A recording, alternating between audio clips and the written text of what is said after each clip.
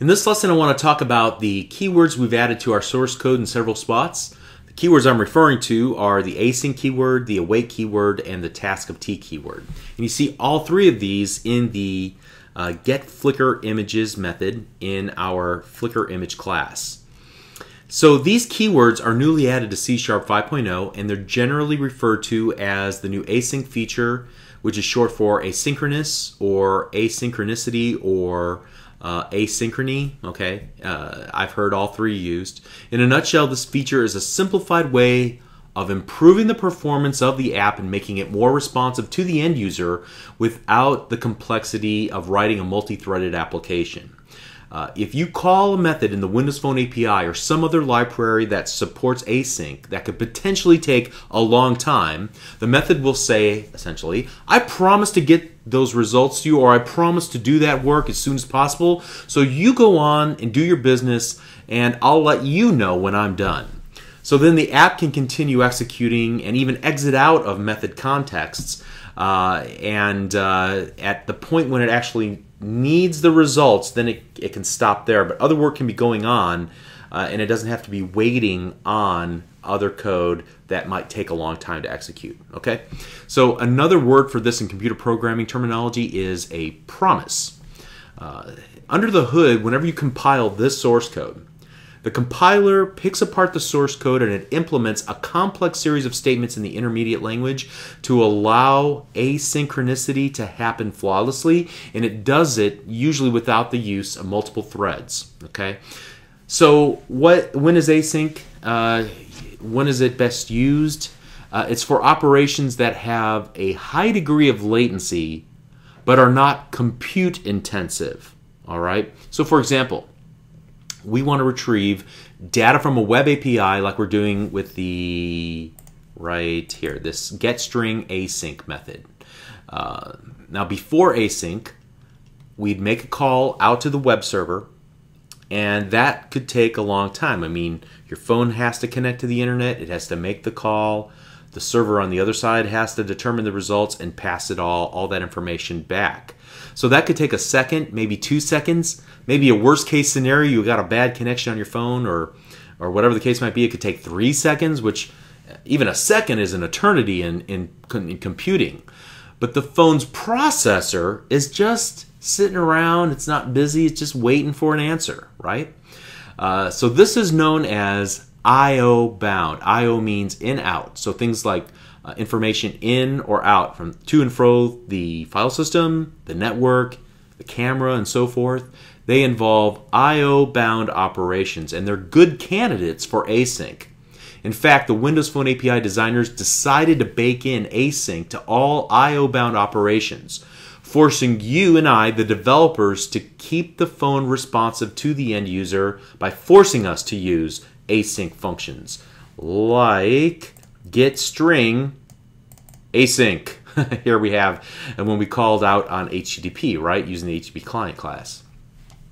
Contrast that to compute-intensive operations such as a photo filter app that takes a large image from the camera and then it runs complex mathematical algorithms on the phone's CPU to change the colors or the position of each pixel in the image. It might be millions of pixels that it has to process, and that could take a long time too, but in that case, the phone's processor is hard at work. It's not sitting around waiting. It's actually breaking a sweat trying to process all of that data. That type of operation is known as CPU bound, and that's not a good use of async. In that case, you'd want to consider a background worker which helps you manage the threads on the Windows Phone platform. Now, if you're developing in .NET, you might prefer working with threading via the Task Parallel library or the TPL library instead, or you could even revert back to managing threads manually, which has been an option from the very earliest versions of .NET, but that's not an option on the Windows Phone.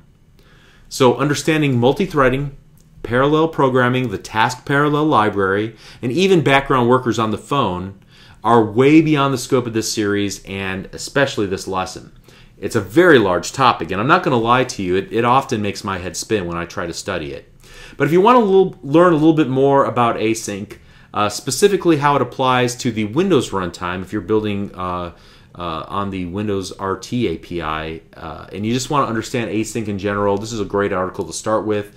Actually, it's a video that I recorded. It's called Working with Async Methods in the Windows Runtime. So check that out.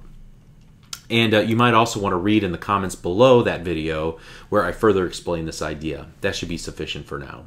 But back to the topic at hand. Async is for those common occasions where you have a blocking operation that's not compute intensive, such as is the case here where we're waiting for the HTTP client.getStringAsync operation to complete. In this case, you use the await keyword, which says, I'll get back to you when I'm finished. So then the thread of execution can continue on to the other lines of code until they absolutely have to have the results of the operation. Now in our case, since the very next line of code we're attempting to use Flickr result and we haven't gotten Flickr result yet, we're going to pretty much be waiting on this line of code no matter what. So it maybe doesn't give us that, in our case, that really fast speed improvement because we can't do a lot of operations after we make the call out via HTTP. However, while we are going out and making that call, other things on the phone can be happening, so we're not locking up the user experience. So any method that uses an awaitable method like we have here, this getStringsAsync, it must be marked with the await keyword, and therefore we also have to mark the method itself that contains it with an async keyword.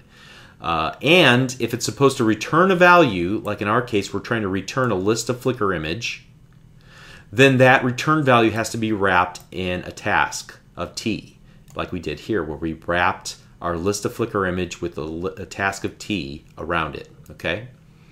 Now if the method happens to be void, then it merely has to be marked async void in the method signature. You don't have to worry about the task of T stuff. Okay. But that essentially means that any method that calls our method can continue executing until it absolutely needs this list of Flickr image. So therefore, take a look at the search results.xaml.cs. If you take a look here, we are calling get Flickr images. Since it returns a task of T, a task of list of Flickr image, then we have to await that call, and therefore we have to mark our search results loaded event handler method as async as well. However, since search results loaded is what you would call a topmost method because it's an event handler that gets fired off by during the execution of the app, the async calls end here. All right.